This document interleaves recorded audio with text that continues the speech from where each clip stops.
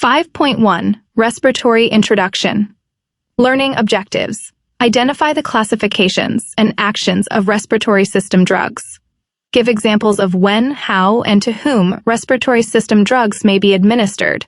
Identify the side effects and special considerations associated with respiratory system drugs. Include considerations and implications of using respiratory system drugs across the lifespan. Include evidence-based concepts when using the nursing process related to medications that affect the respiratory system. Identify and interpret related laboratory tests. Identify nursing responsibilities associated with health teaching and health promotion. Every year, millions of Americans visit their healthcare provider for respiratory diseases such as allergies, asthma, bronchitis, common cold, chronic obstructive pulmonary disease, and pneumonia. Currently, more than 25 million people in the United States have asthma. Approximately 14.8 million adults have been diagnosed with COPD, and approximately 12 million people have not yet been diagnosed. The burden of respiratory diseases affects individuals and their families, schools, workplaces, neighborhoods, cities, and states. Because of the cost to the healthcare system, the burden of respiratory diseases also falls on society. It is paid for with tax dollars, higher health insurance rates, and lost productivity. Annual healthcare expenditures for asthma alone are estimated at $20.7 billion.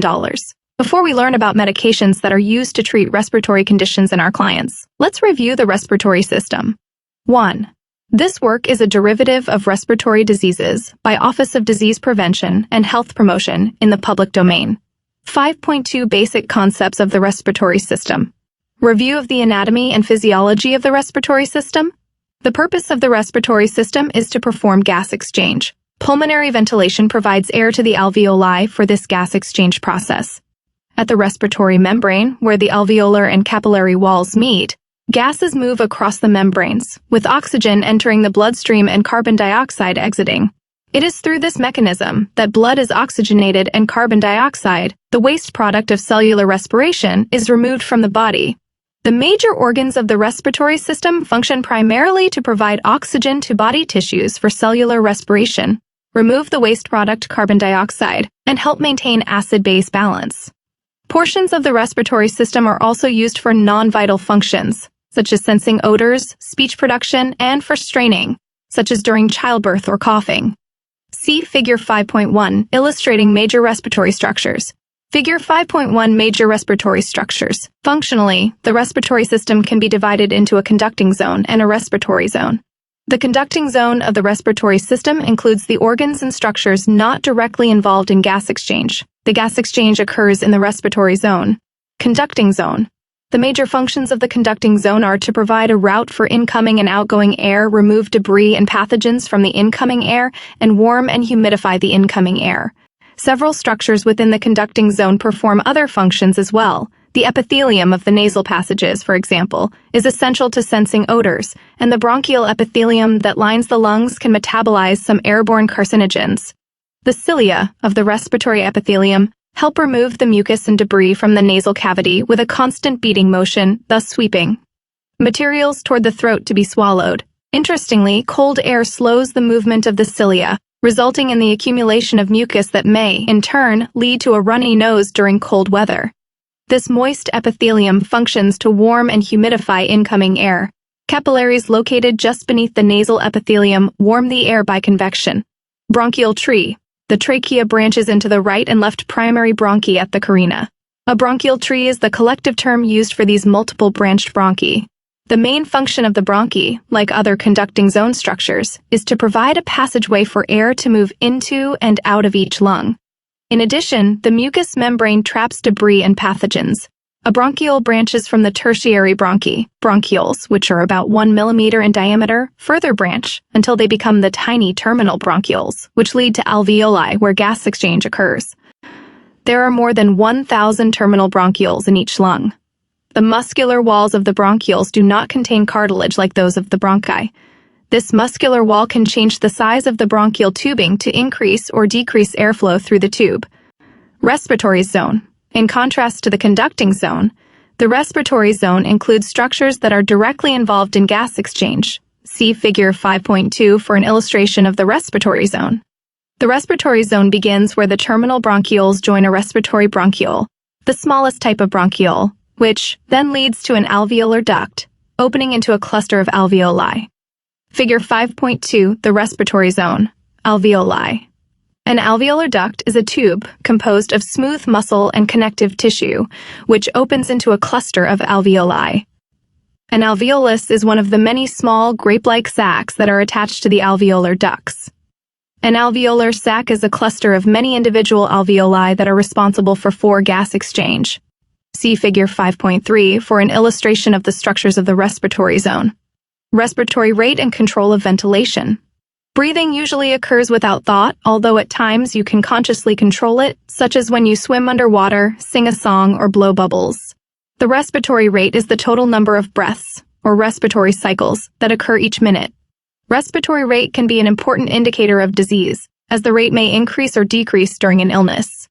The respiratory rate is controlled by the respiratory center located within the medulla oblongata in the brain, which responds primarily to changes in carbon dioxide, oxygen, and pH levels in the blood. The normal respiratory rate of a child decreases from birth to adolescence. A child under 1 year of age has a normal respiratory rate between 30 and 60 breaths per minute, but by the time a child is about 10 years old, the normal rate is closer to 18 to 30. By adolescence, the normal respiratory rate is similar to that of adults, 12 to 18 breaths per minute. Neurons that stimulate the muscles of the respiratory system are responsible for controlling and regulating pulmonary ventilation. The major brain centers involved in pulmonary ventilation are the medulla oblongata and the pontine respiratory group. Figure 5.4 Respiratory centers of the brain. Diaphragm. See the supplementary YouTube videos below related to respiratory anatomy and physiology. Anatomy of respiratory system. 6. One or more interactive elements has been excluded from this version of the text. You can view them online here. 7. Inhalation and exhalation. One or more interactive elements has been excluded from this version of the text. You can view them online here. Carbon dioxide transport. 8. One or more interactive elements has been excluded from this version of the text. You can view them online here. One or more interactive elements has been excluded from this version of the text. You can view them online here. 9. Forcia. B. Anatomy and physiology, respiratory system, surface tension. YouTube. All rights reserved. Video used with permission. 5.3 Common respiratory disorders. This section will provide an overview of common respiratory disorders. Allergies. Allergies occur when a person's immune system reacts to a foreign substance and makes antibodies that identify that substance as harmful, even though it isn't. Substances identified as allergens can cause inflammation of the skin, sinuses, nasal passages, airways, or digestive system. The severity of allergies varies from person to person and can range from minor irritation to a potentially life-to-threatening emergency. While most allergies can't be cured, treatments can help relieve symptoms. Sneezing. Pruritus of the nose, eyes, or roof of the mouth. Runny, stuffy nose. Watery, red, or swollen eyes. A food allergy can cause the following: tingling in the mouth, swelling of the lips, tongue, face, or throat. Hives. Anaphylaxis. An insect sting allergy can have these effects. 1. Mayo Clinic staff. Allergies. Large area of swelling at the sting site. Itching or hives all over the body. Cough, chest tightness, wheezing, or shortness of breath. Anaphylaxis. A drug allergy can cause the following: hives, itchy skin, rash, facial swelling, wheezing, anaphylaxis. Atopic dermatitis, an allergic skin condition also called eczema, can cause these effects on the skin: itching, reddening, flaking, or peeling. Anaphylaxis. Some types of allergies, including allergies to foods and insect stings, can trigger a severe reaction known as anaphylaxis. As a life-threatening medical emergency, anaphylaxis can cause a client to go into shock. Signs and symptoms of anaphylaxis are as follows: loss of consciousness, drop in blood pressure, severe shortness of breath, skin rash, lightheadedness, rapid, weak pulse, nausea and vomiting. Asthma. Asthma is a common condition that affects the lungs in both adults and children. Approximately 8.2% of adults and 9.4% of children in the United States suffer from asthma. In addition, asthma is the most frequent cause of hospitalization in children. Asthma is a chronic disease characterized by inflammation, edema, and bronchospasm of the airways, which inhibits air from entering the lungs. In addition, excessive mucus secretion can occur, which further contributes to airway blockage. Cells of the immune system, such as eosinophils and mononuclear cells, may also be involved in infiltrating the walls of the bronchi and bronchioles. Bronchospasms occur periodically and lead to an asthma attack. An attack may be triggered by environmental factors such as dust, pollen, tobacco smoke, pet hair or dander, changes in the weather, mold, respiratory tube infections, exercise, and stress. See Figure 5.5 for an illustration of how asthma affects the airways. 3. Asthma and your airways by unknown is licensed under CC by NCSA 3. Access for free at Figure 5.5. How asthma affects the airways. Symptoms of an asthma attack may include coughing, shortness of breath, wheezing, and tightness of the chest. Symptoms of a severe asthma attack requiring immediate medical attention include difficulty breathing that can result in cyanotic lips or face, confusion, drowsiness, a rapid pulse, sweating, and severe anxiety. The severity of the condition, frequency of attacks, and identified triggers influence the type of medication that an individual may require. Short-term, fast-acting drugs are used to treat an asthma attack and are typically administered via an inhaler or nebulizer. Long-term treatments are prescribed for clients with severe asthma. View the following YouTube video for additional insight into how asthma works. Bronchitis. Bronchitis is an inflammation of the lining of the bronchial tubes, which carry air to and from the lungs. People who have bronchitis often cough up thickened mucus, which can be discolored. Bronchitis may be either acute or chronic, often developing from a cold or other respiratory infection. Acute bronchitis is very common. Acute bronchitis, also called a chest cold, usually improves within a week to 10 days without lasting effects, although the cough may linger for weeks. Chronic bronchitis, a more serious condition, is a constant irritation or inflammation of the lining of the bronchial tubes, often due to smoking. Chronic bronchitis is one of the conditions included in COPD. Symptoms for either acute bronchitis or chronic bronchitis may include the following. Cough. Production of mucus, which can be clear, white, yellowish-gray, or green in color. Rarely, it may be streaked with blood. Fatigue, shortness of breath, slight fever and chills, chest discomfort, common cold. The common cold is a viral infection of the upper respiratory tract. Many types of viruses can cause a common cold. Children younger than 6 are at greatest risk of colds, but healthy adults can also expect to have 2 or 3 colds annually. Most people recover from a common cold in a week or 10 days. Symptoms might last longer in people who smoke. Symptoms of a common cold usually appear 1 to 3 days after exposure to a cold-causing virus. Signs and symptoms, which can vary from person to person, are as follows. Runny or stuffy nose, sore throat, cough, congestion, slight body aches or a mild headache, sneezing, low-grade fever, generally feeling unwell. Chronic obstructive pulmonary disease. Chronic obstructive pulmonary disease is a chronic inflammatory lung disease that causes obstructed airflow out of the lungs. Symptoms include breathing difficulty, cough, mucus production, and wheezing. It is often caused by long-term exposure to irritating gases or dust, and most often occurs due to smoking. People with COPD are at increased risk of developing heart disease, lung cancer, and a variety of other conditions. Emphysema and chronic bronchitis are the 2 types of COPD. Emphysema is a condition in which the alveoli at the end of the smallest air passages of the lungs are destroyed and hyperinflated. Chronic bronchitis is inflammation of the lining of the bronchial tubes and characterized by chronic cough and mucus production. See Figure 5.6 for an illustration of normal lungs compared to lungs with COPD. COPD is treatable but not curable. COPD symptoms often don't appear until significant lung damage has occurred, and they usually worsen over time, particularly if smoke exposure continues. These are some other signs and symptoms of COPD. Shortness of breath, especially during physical activities. Wheezing, chest tightness, chronic cough that may produce mucus that may be clear, white, yellow, or greenish. Cyanosis or reddish discoloration of the skin. Frequent respiratory infections. Lack of energy. Barrel chest. Unintended weight loss.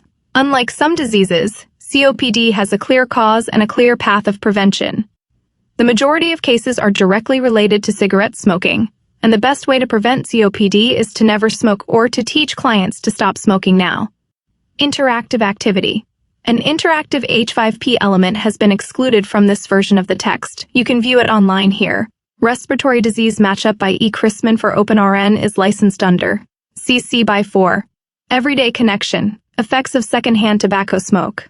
The burning of a tobacco cigarette creates multiple chemical compounds that are released through mainstream smoke, which is inhaled by the smoker, and through sidestream smoke, which is the smoke that is given off by the burning cigarette. Secondhand smoke, which is a combination of sidestream smoke and the mainstream smoke that is exhaled by the smoker, has been demonstrated by numerous scientific studies to cause disease. At least 40 chemicals in sidestream smoke have been identified that negatively impact human health, leading to the development of cancer or other conditions, such as immune system dysfunction, liver toxicity, cardiac arrhythmias, pulmonary edema, and neurological dysfunction.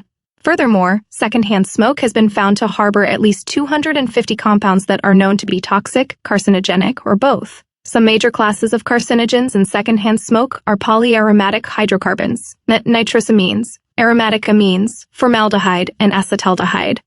Tobacco and secondhand smoke are considered to be carcinogenic. Exposure to secondhand smoke can cause lung cancer in individuals who are not tobacco users themselves. It is estimated that the risk of developing lung cancer is increased by up to 30% in non-smokers who live with an individual who smokes in the house, as compared to non-smokers who are not regularly exposed to secondhand smoke. Children are especially affected by secondhand smoke. Children who live with an individual who smokes inside the home have a larger number of lower respiratory infections, which are associated with hospitalizations, and higher risk of sudden infant death syndrome. Secondhand smoke in the home has also been linked to a greater number of ear infections in children, as well as worsening symptoms of asthma. 5.4. Applying the nursing process to administering respiratory medications. Now that we have reviewed the respiratory system and common respiratory disorders, let's apply the nursing process to the administration of respiratory medications.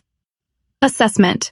Although there are numerous details to consider when administering medications, it is always important to first think about what you are giving and why. Respiratory medications are often given to alleviate allergies, cold symptoms, or to eliminate shortness of breath.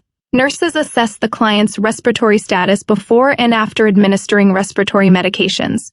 The respiratory assessment includes observing baseline respiratory effort, respiratory rate, and quality of respirations, obtaining a pulse oximetry reading, and auscultating lung sounds. Other pieces of the assessment include inspecting skin color, such as observing for pallor or cyanosis, determining if a cough or sputum is present, and determining if intercostal retractions are present.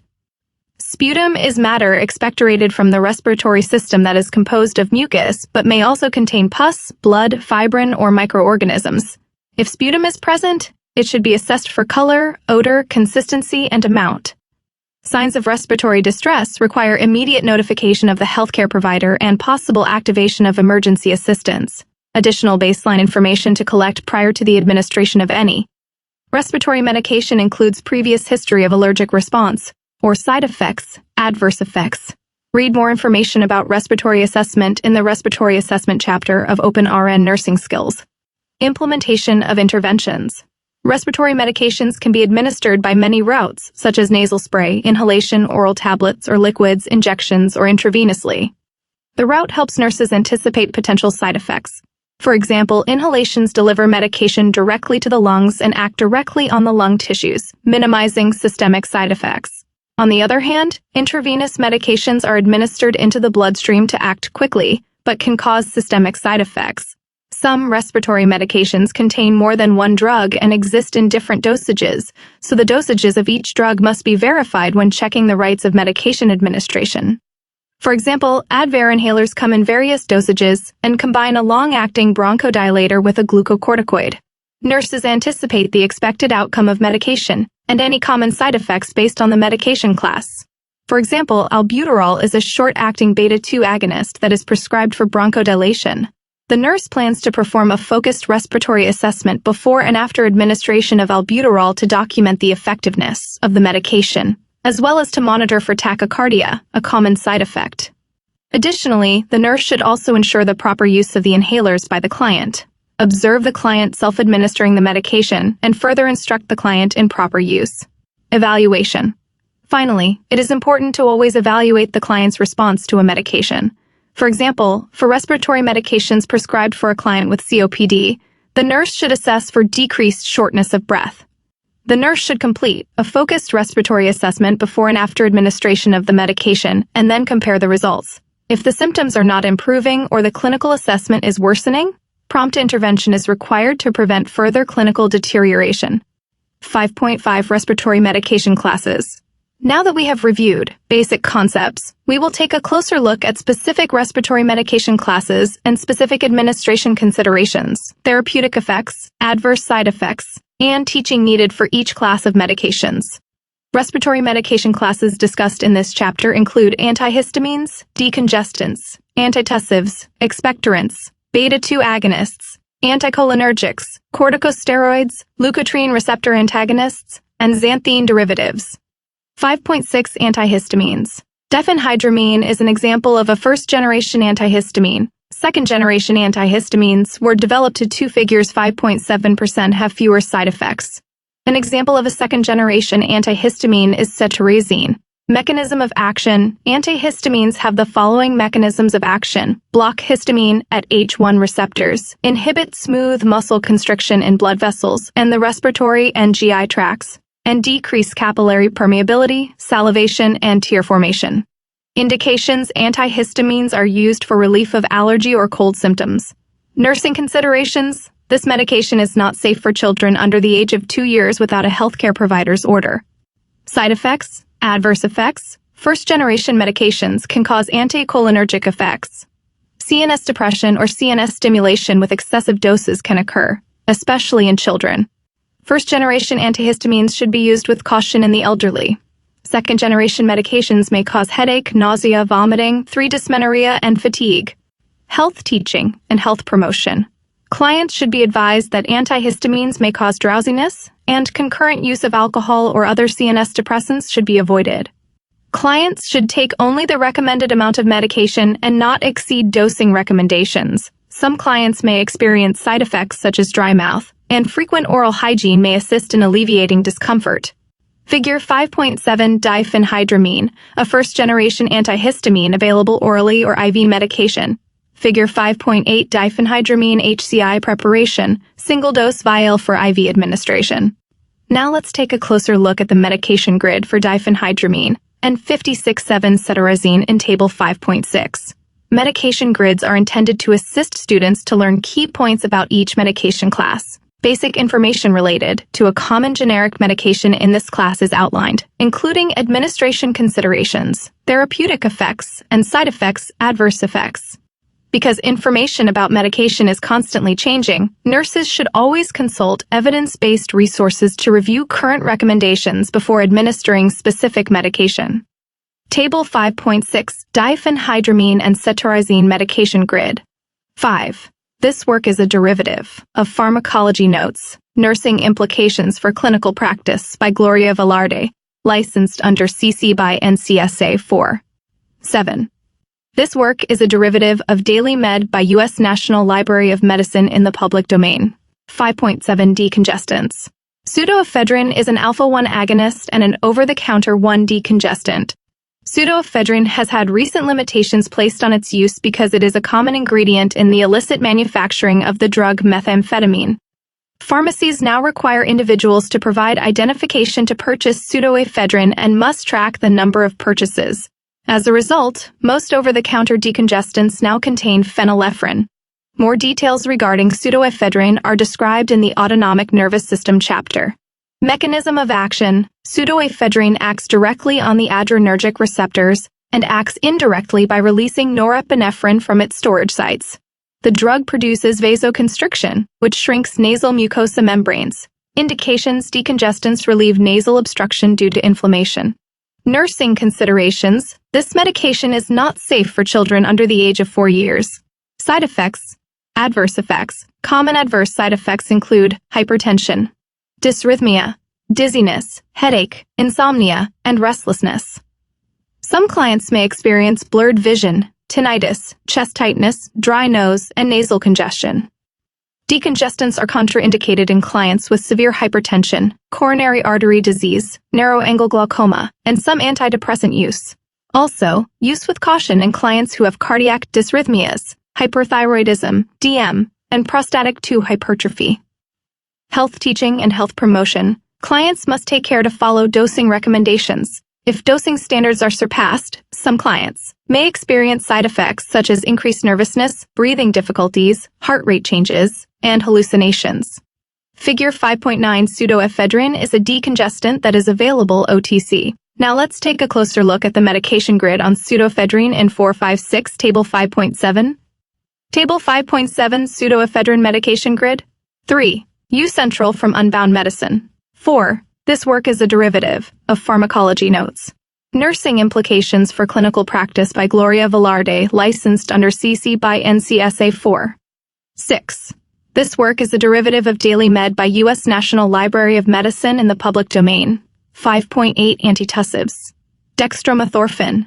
Mechanism of action: dextromethorphan suppresses a cough by depressing the cough center in the medulla oblongata or the cough receptors in the throat, trachea, or lungs, effectively elevating the threshold for coughing. Indications: antitussives are used for a dry, hacking, non-productive cough that interferes with rest and sleep.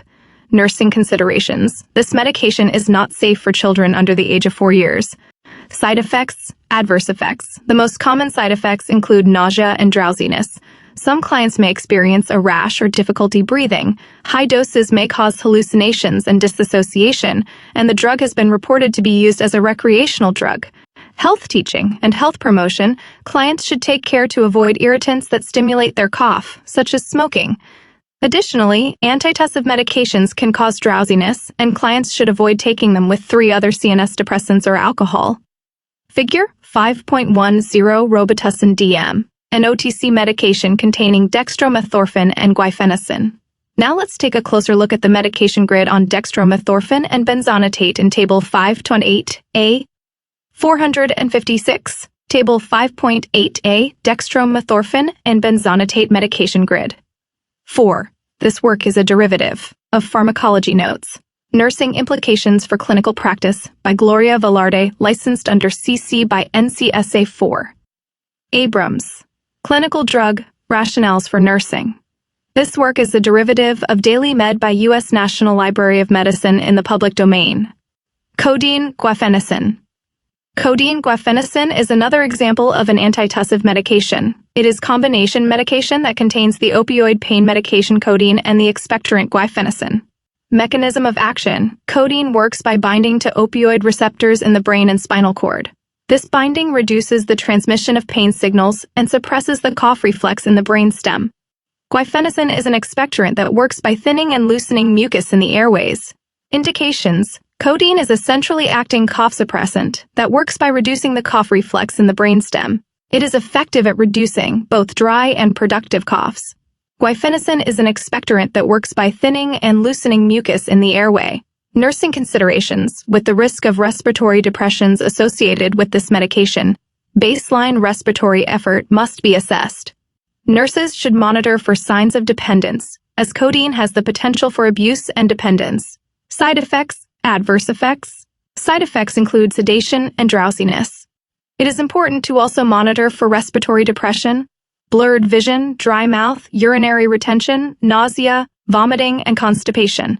Health teaching and health promotion. Clients should take care to avoid irritants that stimulate their cough, such as smoking. Additionally, antitussive medications can cause drowsiness, and clients should avoid taking them with other CNS depressants or alcohol. Clients should not drive or operate heavy machinery while taking the medication due to the potential for sedation. Now let's take a closer look at the medication grid on codeine guaifenesin 8 in Table 5.8b. Table 5.8b, codeine guaifenesin medication grid. 5.9 Expectorants. Guaifenesin is an example of an expectorant. Mechanism of action: expectorants reduce the viscosity of tenacious secretions by irritating the gastric vagal receptors that stimulate respiratory tract fluid, thus increasing the volume but decreasing the viscosity of respiratory tract secretions. Indications: expectorants are used for a productive cough and for loosening mucus from the respiratory tract. Nursing considerations: avoid in children under the age of 4.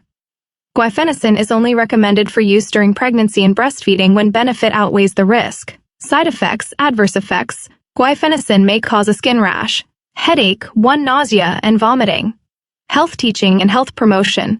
Clients should take care to avoid irritants that stimulate their cough. Additionally, the medication can cause drowsiness. Clients should avoid taking them with other CNS depressants or 2-alcohol. Encourage increased fluid intake to thin secretions, if not contraindicated. Now let's take a closer look at the medication grid for guaifenesin in Table 345 5.9, Table 5.9 guaifenesin, medication grid. 2. Use central from Unbound Medicine. 5. This work is a derivative of Daily Med by U.S. National Library of Medicine in the public domain. 5.10 beta-2 agonists. Albuterol is an example of a short-acting beta-2 agonist. See figures 5.11, 5.123, and 5.13 for images of an albuterol inhaler, ampule, and nebulizer. Salmeterol is an example of a long-acting beta-2 agonist. See the autonomic nervous system chapter for more information regarding beta-2 agonists. Mechanism of action: albuterol and salmeterol stimulate beta-2 adrenergic receptors in the smooth muscle of bronchi and bronchioles, producing bronchodilation. Beta-1 receptors can also be inadvertently stimulated, causing tachycardia. Indications: short-acting albuterol is used to prevent or treat bronchospasms in people with asthma, reversible obstructive airway disease, or exercise-induced bronchospasm. Long-acting salmeterol is used to prevent bronchospasm.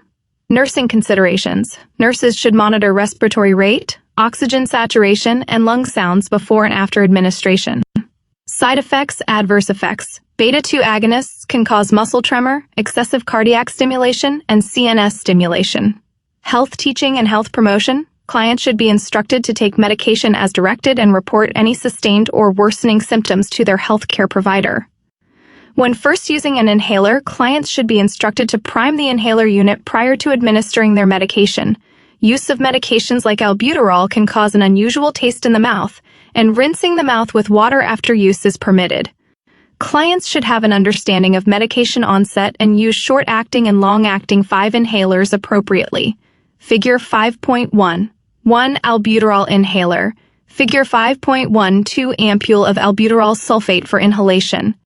Using a nebulizer with a mouthpiece. Figure 5.13 nebulizer. Now let's take a closer look at the medication grid for albuterol and 6, 7, 8, 9, 10 salmeterol in Table 5.10. Table 5.10, albuterol and salmeterol medication grid. 6. This work is a derivative of Pharmacology Notes. Nursing Implications for Clinical Practice by Gloria Velarde, licensed under CC by NCSA 4. 7. This work is a derivative of Daily Med by U.S. National Library of Medicine in the public domain.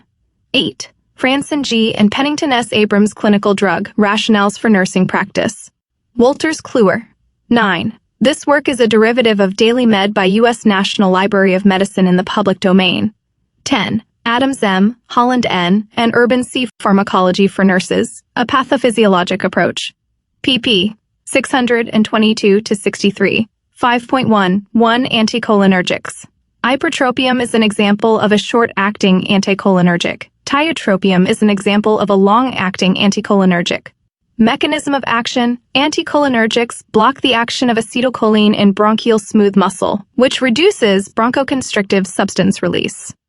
Indications: anticholinergics are used for maintenance therapy of bronchoconstriction associated with asthma, chronic bronchitis, and emphysema. Nursing considerations: nurses must be aware that anticholinergic medications commonly cause dry mouth and may result in constipation or blurred vision. Side effects, adverse effects. Anticholinergics should be used with caution with the elderly and can cause cough, drying of the nasal mucosa, nervousness, nausea, GI upset, headaches, and dizziness. Health teaching and health promotion: clients should be instructed to use the inhaler as directed and be careful not to exceed dosage recommendations. They should receive information regarding the onset of medication and differences in usage for short and long-acting anticholinergics. Some long-acting anticholinergics may cause signs of 3. Figure 5.14 tiotropium, a long-acting anticholinergic. Now let's take a closer look at the medication grid for ipratropium and tiotropium in Table 5.11. 405 Serib and 67. Ipratropium and tiotropium medication. 5.12 Corticosteroids. Corticosteroids can be prescribed in a variety of routes. Fluticasone is an example of a commonly used inhaled corticosteroid that can be inhaled or used as a nasal spray. Prednisone is an example of a commonly used oral corticosteroid, and methylprednisolone is a commonly used IV corticosteroid. Additional information about corticosteroids and potential adrenal effects is located in the corticosteroids section of the endocrine system chapter. Mechanism of action. Fluticasone is a locally acting anti-inflammatory and immune modifier. The nasal spray is used for allergies, and the oral inhaler is used for long-term control of asthma. Fluticasone is also used in a combination product with salmeterol. It decreases the frequency and severity of asthma attacks and improves overall asthma symptoms. See figures 123, 5.15 to 17 for images of different formulations of fluticasone. Oral prednisone prevents the release of substances in the body that cause inflammation. It also suppresses the immune system. Methylprednisolone 4 prevents the release of substances in the body that cause inflammation. It also suppresses the immune system. Methylprednisolone comes in powder form and must be reconstituted with sterile saline before administration. See figure 517 for an image of methylprednisolone. Indications. Fluticasone inhalers are used to prevent asthma attacks. Fluticasone nasal spray is used to reduce inflammation of sinus passages. In respiratory conditions, oral prednisone is used to control severe or incapacitating allergic conditions, severe asthma, and acute exacerbations of COPD. Oral prednisone is also used to relieve contact dermatitis, atopic dermatitis, serum sickness, and drug hypersensitivity reactions. Methylprednisolone 4 is used to rapidly control these same conditions. Nursing considerations. Fluticasone is safe for children aged 4 years and older. Prednisone and methylprednisolone are safe for all ages. Side effects. Adverse effects. Fluticasone inhalers can cause hoarseness, dry mouth, cough, sore throat, and oropharyngeal candidiasis. Fluticasone nasal spray can cause dry nasal passages and epistaxis. Clients should rinse their mouths after using corticosteroid inhalers to prevent candidiasis. Prednisone and methylprednisolone. See more information about adverse effects of corticosteroids in the corticosteroids section of the endocrine system chapter. Cardiovascular symptoms can include fluid retention, edema, and hypertension. Imbalances such as hypernatremia, hypokalemia, and increased blood glucose with associated weight gain can occur. CNS symptoms include mood swings and euphoria. GI symptoms can include nausea, vomiting, and GI bleed. In long-term therapy, bone resorption occurs, which increases the risk for fractures. The skin may bruise easily and become paper-thin, wound healing is delayed, infections can be masked, and the risk for infection increases. Long-term corticosteroid therapy should never be stopped abruptly because life-threatening adrenal 5 insufficiency may occur. Health teaching and health promotion. Instruct clients to rinse their mouths after inhaler use to prevent candidiasis. Advise clients that corticosteroids are not used to treat an acute asthma attack. They can cause immunosuppression, suppress signs of infection, and cause an increase in blood glucose levels. Clients may experience weight gain, swelling, increased fatigue, bruising, and behavioral changes.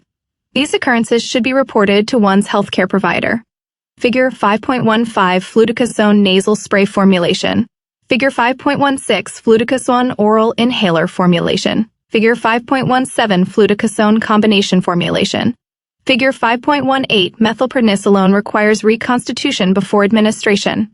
Now let's take a closer look at the medication grid for fluticasone, prednisone, and methylprednisolone in Table 5.112.789. Table 5.12. Fluticasone, prednisone, and methylprednisolone medication grid. 5.13 Leukotriene receptor antagonists. Montelukast is a leukotriene antagonist medication with a distinctly shaped 1-square tablet. See figure 5.19. Mechanism of action: Montelukast blocks leukotriene receptors and decreases inflammation. Indications: Montelukast is used for the long-term control of asthma and for decreasing the frequency of asthma attacks. It is also indicated for exercise-induced bronchospasm and allergic rhinitis. Nursing considerations: the medication is safe for children 12 months and older. It is available in granule packets and chewable tablets, as well as regular tablets. Boxed warning: serious mental health side effects, including suicidal ideation, should be avoided for treating mild asthma unless conventional treatment is ineffective. Side effects: adverse effects. Montelukast can cause headache, cough, nasal congestion, nausea, hepatotoxicity, and suicidal ideation. Health teaching and health promotion: clients should be instructed to take medications at the same time each day and at least 2 hours prior to exercise. They should not discontinue medications without notifying the healthcare provider. Figure 5.19 Montelukast tablets. Now let's take a closer look at the medication grid on Montelukast in Table 3456, 5.13. Table 5.13 Montelukast medication grid. 4. Franson G. and Pennington S. Abrams Clinical Drug Rationales for Nursing Practice. Wolters Kluwer.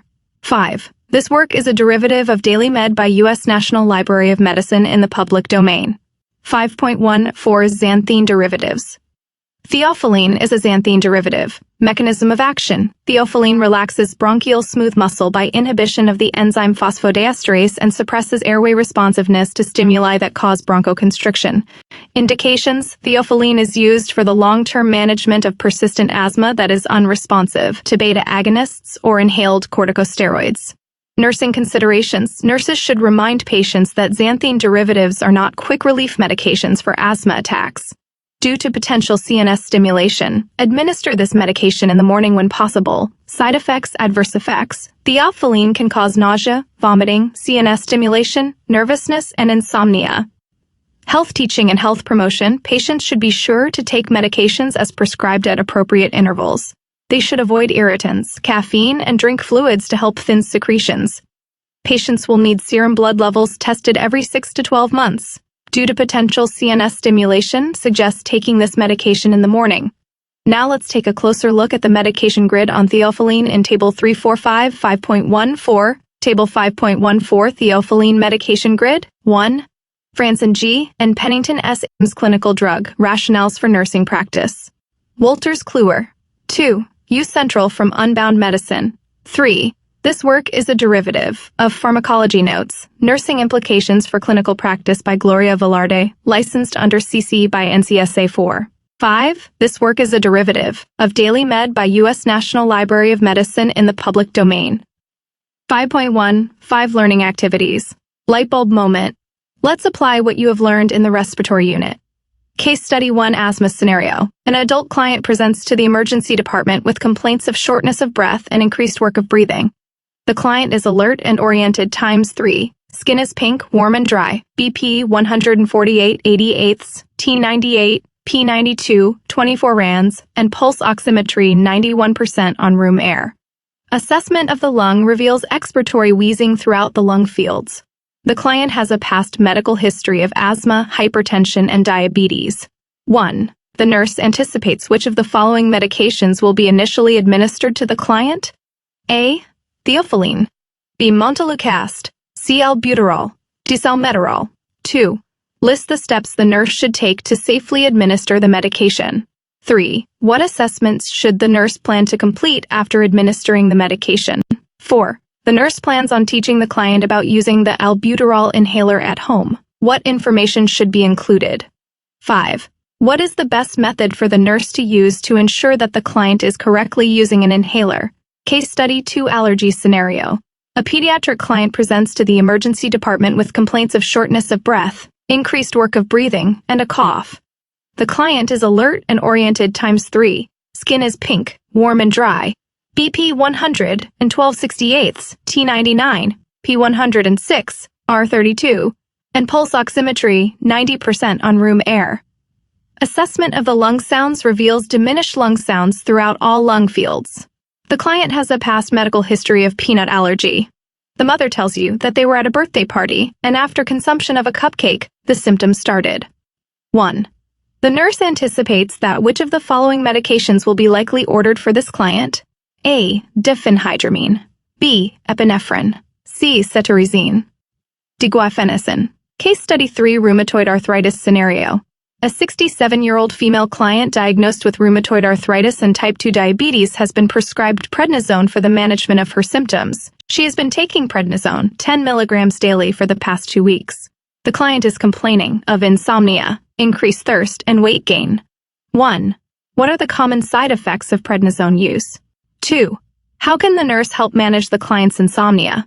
3. What measures can be taken to help the client manage her? 4. What teaching should the nurse provide the client regarding prednisone use? Note: answers to the lightbulb moment can be found in the answer key section at the end of the book. Interactive activity. An interactive HSP element has been excluded from this version of the text. You can view it online here. #H. Respiratory Medication Quiz by E. Chrisman for OpenRN is licensed under CC by 4. Interactive activity. An interactive H5P element has been excluded from this version of the text. You can view it online here. Respiratory flashcards by E. Chrisman for OpenRN is licensed under CC by 4. Interactive activity. An interactive H5P element has been excluded from this version of the text. You can view it online here. Respiratory branching scenario by E. Chrisman for OpenRN is licensed under CC by 4. Test your clinical judgment with this NCLEX Next Generation Style Bowtie question, Respiratory Assignment 1.2. Test your clinical judgment with this NCLEX Next Generation Style Bowtie question, Respiratory Assignment 2.3. Fifth glossary, allergies. Allergies occur when the immune system reacts to a foreign substance and makes antibodies that identify a particular allergen as harmful, even though it isn't. Anaphylaxis, a severe, potentially life-threatening allergic reaction. It can occur within seconds or minutes of exposure to something you're allergic to, such as peanuts or bee stings. Cyanotic, a bluish or purplish discoloration due to deficient oxygenation of the blood. Gas exchange, the process at the alveoli level where blood is oxygenated and carbon dioxide, the waste product of cellular respiration, is removed from the body. Pallor, a deficiency of color, especially of the face. Paleness. Sputum, matter expectorated from the respiratory system and especially the lungs that is composed of mucus but may contain pus, blood, fibrin, or microorganisms in disease states. 5. Chapter 5. Answer key to Chapter 5. Section 5.15 Light Bulb Moment Case Study 1. 1. The correct answer is C. Albuterol. Albuterol is a beta-2 agonist that relaxes smooth muscle to cause bronchodilation and assists the client with the work of breathing. It is a rapid-acting bronchodilator that is used during asthma attacks. 2. The nurse should instruct the client to take the following steps to safely administer albuterol. Insert the inhaler into the spacer and shake the canister. Breathe out all the way. Breathe in for 10 seconds or as long as you can tolerate. Remove the inhaler from the mouth. Wait 30 seconds between doses. 3. After administering the medication, the nurse should assess the client's vital signs and lung sounds, paying special attention to the respiratory rate, pulse oximetry, and heart rate for signs of improvement, as well as for potential side effects such as tachycardia. 4. The nurse should educate the client regarding the correct method to administer albuterol, potential side effects, and the signs and symptoms of an asthma exacerbation. The nurse should ensure the client has a written copy of their asthma action plan and verify that the client can explain the plan to ensure proper understanding. The nurse should also explain the importance of always having albuterol on hand and to help the client make plans for refills so as to not run out of medication. 5. To ensure correct use of the inhaler, the nurse should ask the client to provide a return demonstration. You can review additional information about asthma in the Common Respiratory Disorders section and albuterol in the beta-2 agonist section of this chapter. Section 5.15 Light Bulb Moment Case Study 2. 1. The correct answer is B. Epinephrine. Epinephrine is used to rapidly treat severe allergic reactions. You can review additional information about epinephrine and the use of EpiPens in the alpha and beta receptor agonist section of the Autonomic Nervous System chapter, Section 5.15 Light Bulb Moment Case Study 3. 1. The common side effects of prednisone use include insomnia, increased appetite, weight gain, fluid retention, increased thirst, and mood changes. 2. The nurse can suggest non-pharmacologic approaches such as practicing good sleep hygiene, using relaxation techniques, and establishing a consistent sleep routine. Additionally, the nurse can also talk to the healthcare provider about adjusting the timing or dosage of prednisone to help reduce the client's insomnia. 3. The nurse can advise the client to increase her fluid intake with non-caffeinated drinks, such as water and herbal tea. The nurse should also encourage the client to avoid salty and processed foods. The nurse can also educate the client on the importance of regular monitoring of her blood sugar levels, as increased thirst can be a sign of hyperglycemia. 4. The nurse should educate the client on the possible side effects of prednisone use, including the potential for increased appetite, fluid retention, and mood changes. The nurse should also emphasize the importance of taking the medication as prescribed, not discontinuing it suddenly, and discussing any concerns or questions about prednisone use with the healthcare provider. The client should also be advised to follow a healthy diet, Engage in regular physical activity and get enough rest to minimize the potential side effects of prednisone.